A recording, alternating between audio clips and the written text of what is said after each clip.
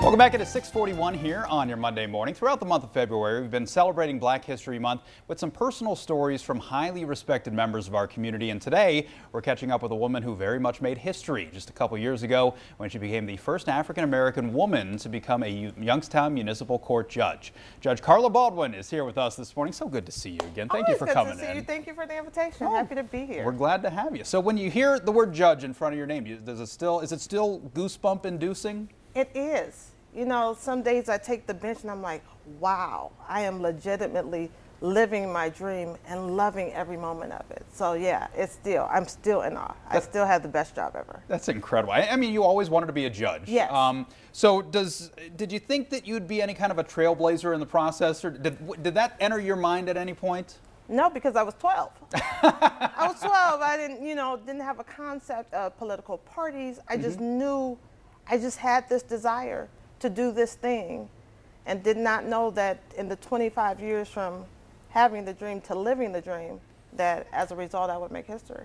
Do you reflect on that at all, and now in the last couple years?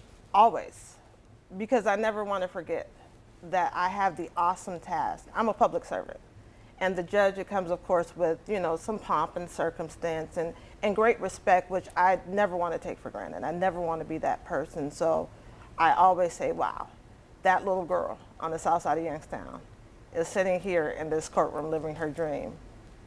Wow.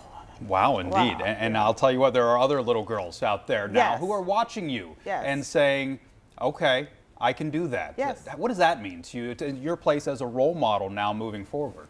It means everything, because, seeing is believing. So it's one thing to say you can be whatever you want to be, but when you don't see yourself in spaces, then it's hard to believe that that can be a reality for you. So for me to be able to go into Youngstown City Schools and the Camel and Canfield and Poland and wherever I'm asked to come, Boardman High School, and say yes, just like you, I was here, I had a dream. It was not easy, but it's possible. So I'm happy to be the representative for dreamers and say you can do it. I love that. So what would be your best piece of advice then for somebody who's maybe 12 years old and kind of still feeling things out and trying to find what they want to do, or if they maybe have a passion? What's your best advice? I always say write it down. The best thing about writing it down when I was 12 was I had to hold myself accountable to my dream. So it's not always, no, I did not always want to go to school. I did not always want to do my homework. I didn't always want to study for a test. But I wanted to live this dream, so I knew that I couldn't get there if I bypassed the homework and the attendance and being respectful and being kind. Because I always tell people, you can live your dream and that's great. But if you do it and you don't do it with class and you don't do it with integrity, if you don't do it with grace and you don't do it with dignity, then why do it? You're just somebody that people won't like. And so I always want people to say, I met her and she treated me respectfully. And she had a hard job to do, but she never disrespected me and she never attacked my character. She actually told me I could be something after this was over. That's what I want my legacy to be. So I always tell young children, whatever you want to do is possible, but you got to do the work. Yeah, absolutely. Can't skip steps. So I mean, I feel like these 2 years have kind of flown by. So, but you've gotten a lot done. So tell me about some of the things that you're most proud of and some projects you guys have upcoming. Well, I was proud to take over the Veterans Court treatment docket from my predecessor, Judge Milledge, who he himself was a veteran. And so I believe that's a small thing we can do, give those who are now criminal justice involved an opportunity to clean up some mistakes. So it operates just like a drug court, but it's specifically for the veteran population, and I enjoy my vets, and when they graduate, it's mixed emotions because they become my guys,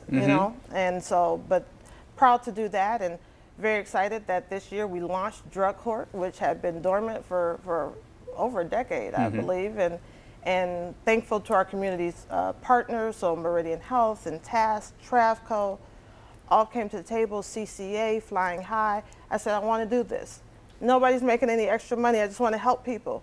And everybody said yes. And that has been gotten off to a great start. And we received federal funding for that. So I'm grateful for that grant. And then I got word on Friday while I was at the Supreme Court for training that Youngstown Municipal Court will be a learning site for APPR, which is Advancing Public Policy and Research. And that's so huge because we're looking at bail and bond reform. and we want to be ahead of the curve and not following a trend. So we actually will receive technical support from this organization for 12 months. And again, those partners, law enforcement and philanthropy and drug and mental health, will all be at the table to say, how do we do this best for the citizens of Youngstown? And as a result, we will become a model for other courts across the country. That's incredible. Awesome. Well, Judge, thank you so much for coming in. Oh, thank you for having me. Always a pleasure. Oh, good to see you. All right. Thank you. Trivia is coming up after the break. If you want to get in on it, give us a buzz.